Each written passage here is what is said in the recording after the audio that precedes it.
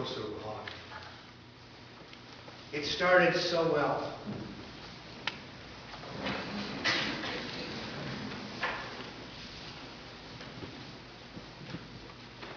And me, Peter, I was there for all of it. Peter, the rock. I was about as much use as a pebble.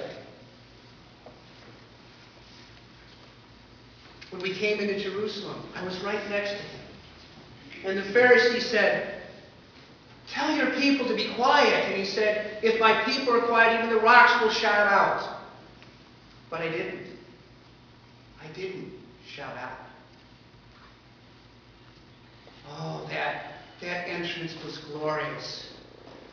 People were throwing palm branches and their cloaks on the road in front of us. And Jesus riding in on the donkey and us beside him. And the people yelling, "Hosanna, glory to God in the highest," just like the prophet said. But I knew something was wrong. Because as soon as we got to the place where we made the preparations, he said we must go to the temple. And we went to the temple, and he looked so angry. And he went back home, and then the next morning we went back again. And he started to turn over the tables.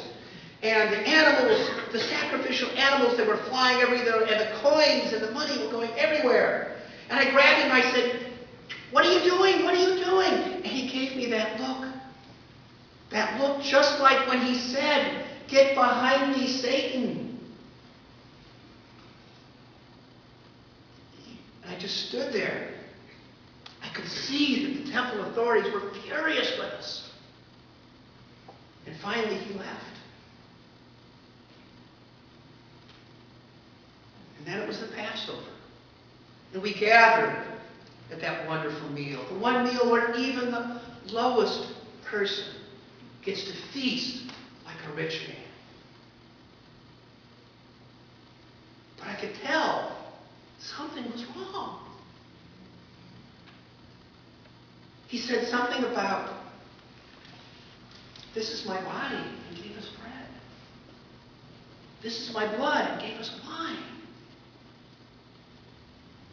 And then he said, "One of you who dips your hand in this bowl will betray you." And I said, I was the first one to say, "Not I. I would never betray you." And of course we know now that it was Judas. Judas, of all people. But Jesus looked at me. And he said, "And you too will betray me. Before the cock crows 3 times, you will betray me." And I said, "No, Lord, I will not."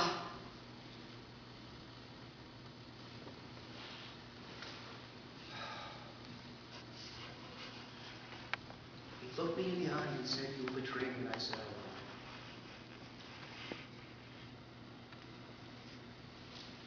Were you there? Were you there in the upper room?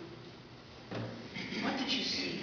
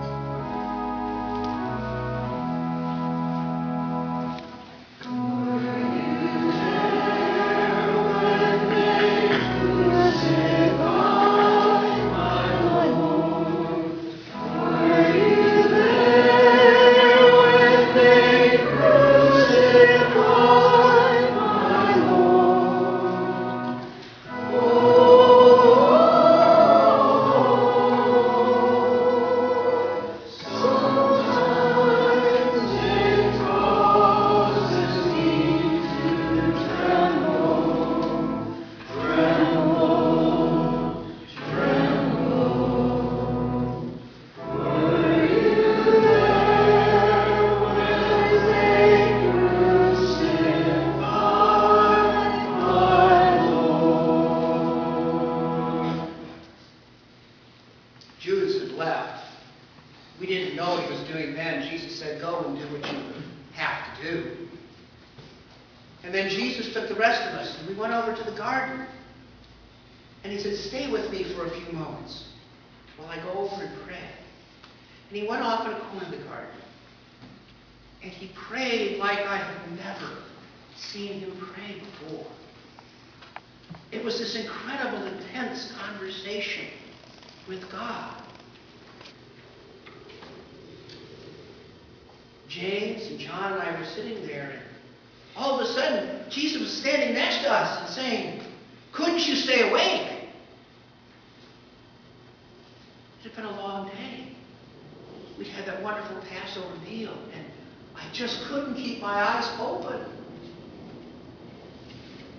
He said, stay with me. And went back and prayed another time. 2 more times we fell asleep. I didn't understand that I should have been praying with him. Praying for him, praying for us. And then we heard shouts and resistance and torches and a mob coming up the path into the garden. And there, with the soldiers, was Judas. And he comes over and he kisses Jesus. And the soldiers seized him. I could barely grab my sword and strike. But it was too late. They took him away. The mob yelling and screaming. And they took him. And I followed. Were you there?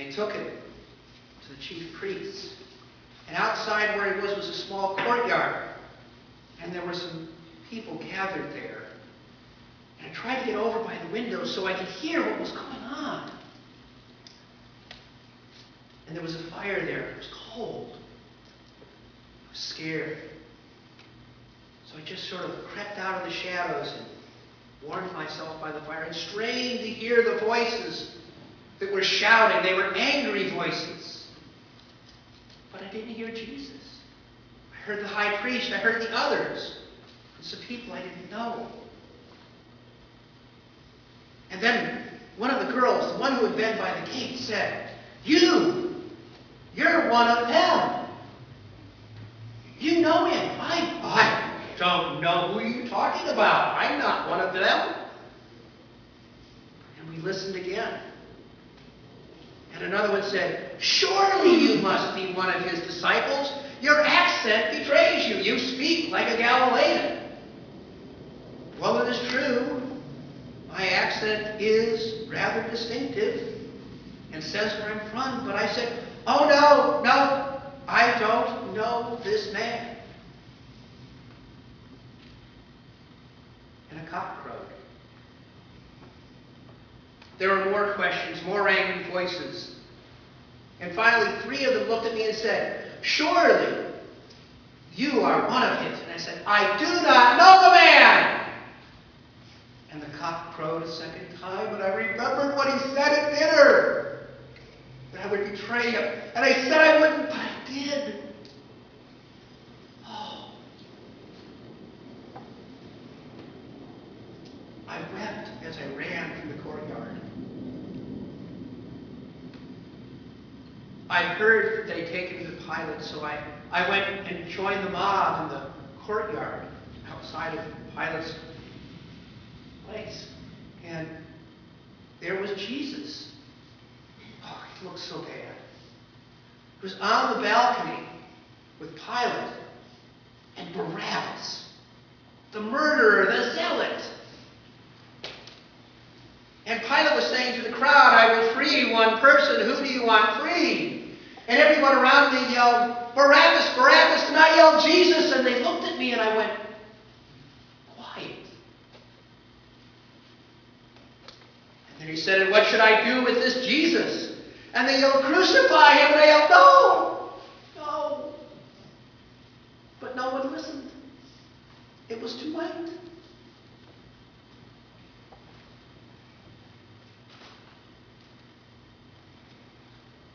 And then they took him, and they carried him across the beam of the cross to carry, and we started to head to that awful place of execution. I tried to work my way through the crowds as they were yelling things, and some were throwing things at him. And he fell, and people tried to help him, and the guards pushed him away, and finally he fell a third time, and they grabbed Simon of Cyrene, and gave him the cross to carry. I wanted to run and take the cross for him, but I couldn't do it. I couldn't get to him now. There were too many people. And yes, I was still scared. And we got to Golgotha. And they drove the nails through his hands and his feet, and they lifted him up. I watched from a distance. And the women, they were there. They were there. His mother was there at the foot of the cross. He was talking to them. I don't know what he said. But then he gave a loud cry. He died. Jesus died.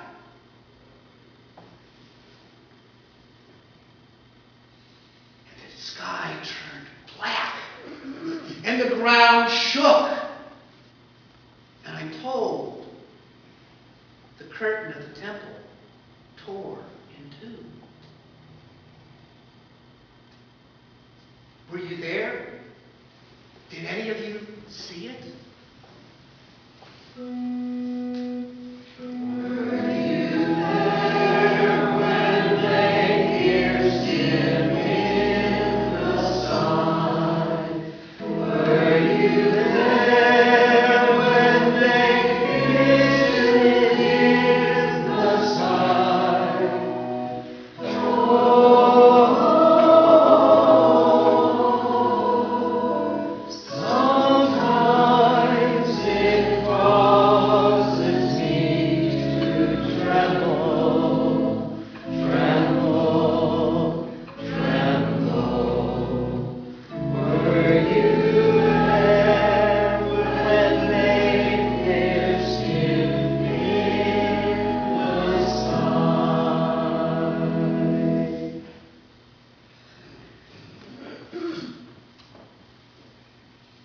He said it's finished, but I don't think it is.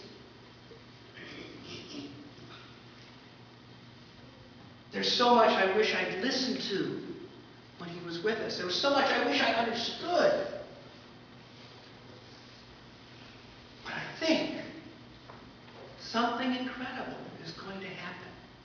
And this time, I will be there. Will you be there? Will you be there to do what he wants us all to do? I will.